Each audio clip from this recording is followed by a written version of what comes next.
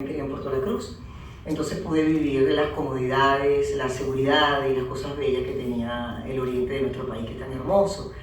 Entonces, una crianza además muy particular. Siempre digo que me gusta mucho haber crecido en la provincia, porque eso le da a uno como que, no sé, como otra nota, otra tilde, ¿no? Otra personalidad, otra manera de ser, y me gusta, eso me gusta. Y la gente lo percibe. Y luego cuando llegué a Caracas a buscar fortuna, pues me fue muy bien. La época dorada de la televisión venezolana produjo telenovelas que le dieron la vuelta al mundo, con grandes talentos. Fueron pioneros y marcaron la historia de las comunicaciones en nuestro país. Papá nos enseñó ese amor por la naturaleza, el amor por el Ávila. Él tomó en un momento dado clases de pintura y le encantaba subir al Ávila y pintarlo. Él decía que el Ávila era una obra maestra de la naturaleza, que había que pintarla no solamente. La Caracas es donde yo comienzo a caminar por la calle, que comienzo a hacerlo desde muy pequeño, porque era una ciudad tan tranquila y segura que un niño podía salir solo a la calle. Cuando yo te digo un niño, yo recuerdo que debía tener yo, qué sé yo, 7 años, y yo podía bajar a jugar a la calle. Es decir, vivíamos en Sabana Grande, que en esa época era la calle real de Sabana Grande, que corría el tráfico. Tenían tantas preocupaciones. Disfrutábamos del día y de la noche. Yo nací en Venezuela en el año 58, en abril, y crecí básicamente en una de las zonas más transitadas, ¿no? Por ejemplo, nosotros vivíamos en la Cañada de Jesús, que queda de Angelito a la Plaza Oliari, por ahí. Y yo de pequeño recuerdo que yo me iba a caminar por ahí, por el silencio. Imagínate tú, que hasta podíamos ir caminando, a pesar de que era lejos de donde yo estaba. No sé si se acuerdan de la avenida Los Próceres, donde estaban los leones. También caminábamos por todo eso. A veces íbamos a las fiestas que se hacían ahí en el IFA. Y bueno, realmente Vimos en vivo en Venezuela en tiempo real. Tenía papá una anécdota que es un reflejo de lo que los venezolanos vivimos cuando... Un funcionario del Banco Interamericano de Desarrollo en Washington, y regresé para encargarme de la Corporación de Turismo de Venezuela. Era cuando hicimos aquellas campañas, Venezuela suya, Venezuela un país para querer. Era una dimensión extraordinaria de un país, de una ciudad capital hermosa, llena de alegría. Podíamos cantar, podíamos gritar, podíamos correr. No había quien limitara lo que quisiéramos hacer, sobre todo cuando estábamos niños. Sí había peligros, pero jamás como los que existen hoy. Y sin embargo, recuerdo que hasta muy tarde nos quedábamos en la calle. Gente de Maracaibo en toda su extensión, de la gente de Margarita, de la gente de Táchira, de Boconó, Tostos, o sea, de verdad soy un amante de la geografía nuestra, de nuestros paisajes, de la riqueza natural que gracias a Dios todavía sigue estando allí y estará ahí por siempre. Venezuela era una tierra próspera, pujante, que se hizo muy atractiva para inversores extranjeros que la veían como un punto de proyección al mundo. 1997, where I visited as a tourist. I mean, it was just such a great experience to go to such a beautiful country. I visited Caracas and it reminded me of Europe. It reminded me of places that I had never gone before. The people were great, educated. The streets were so clean. It was just such a beautiful city to visit and such a beautiful country with such pleasant people. I had my second experience after I endeavored and started an internet company called Interhost that had partnered with Microsoft to expand what is now known as cloud computing, but back then was called web hosting, and start pushing the business into Latin American countries. For me, Venezuela was the most logical place to start a South American expansion because you had... Al mismo tiempo, con mucho dinamismo. Me acuerdo que en algún momento alguien me contaba, yo no recuerdo bien la película. Y entonces pues conocí muy bien la naturaleza de Venezuela. Venezuela ha sido a lo largo de la historia una de las naciones latinoamericanas que más inmigrantes ha albergado en su territorio. Hablar de Venezuela como un país que recibió la inmigración, es hablar también de ese país que con brazos abiertos recibió gente de todas partes del mundo. Hablar incluso, hay una estadística muy hermosa que Japón, de Japón hubo una apertura cuando Rómulo Betancourt y llegaron a ver más de 1.800 japoneses de un solo tiro en Venezuela. Luego las cosas mejoraron en sus países y regresaron después del ataque de Pearl Harbor.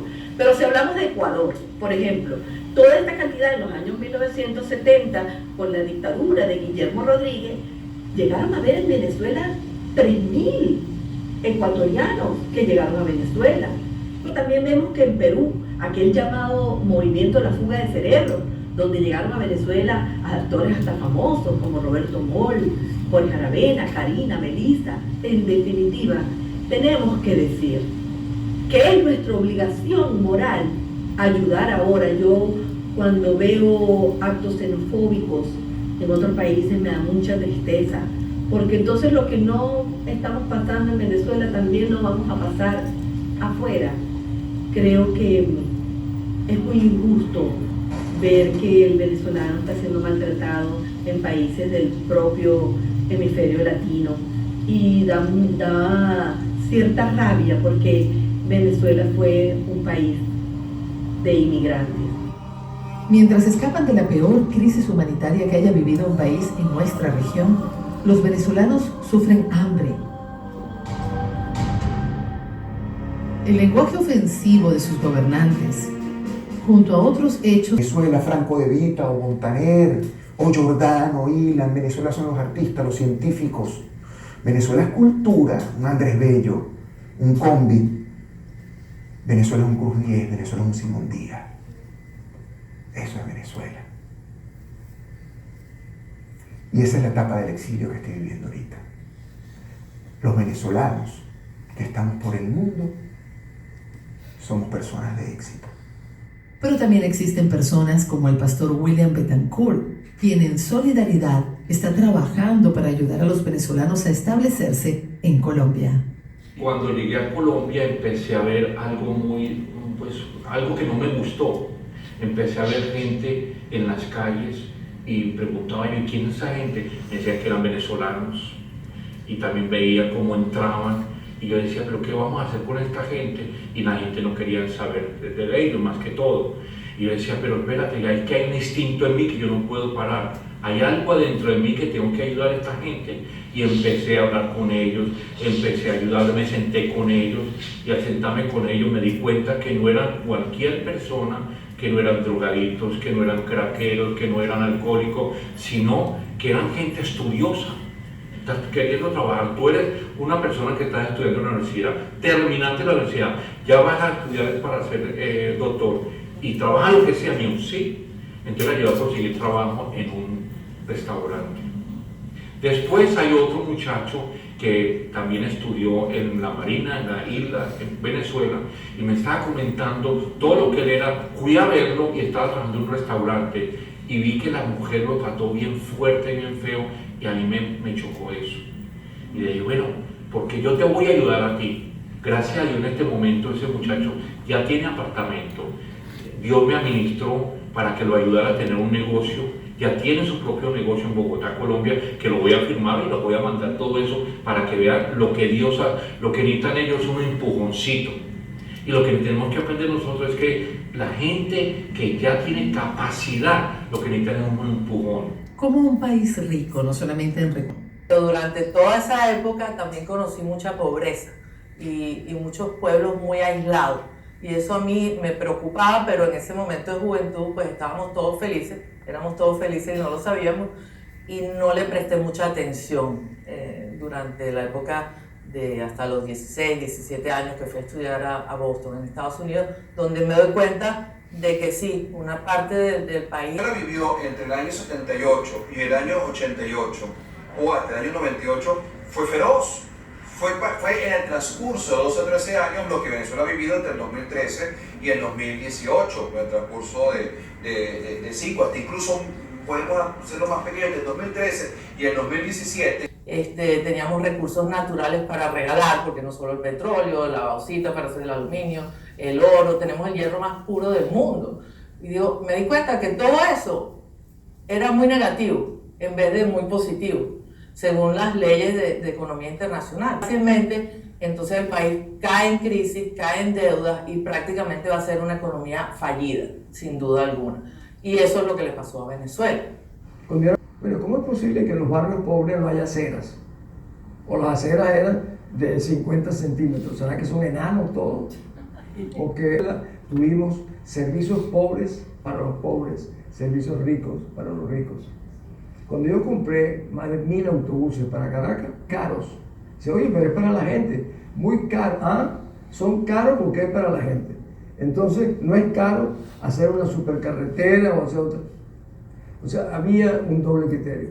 Incluso, siendo gobernador, veía en las estipulaciones de ingeniería que los apartamentos, los cuartos del servicio, eran como para enanos. Porque en un momento dado, nuestra democracia, después de la dictadura de Pérez Jiménez y luego de una larga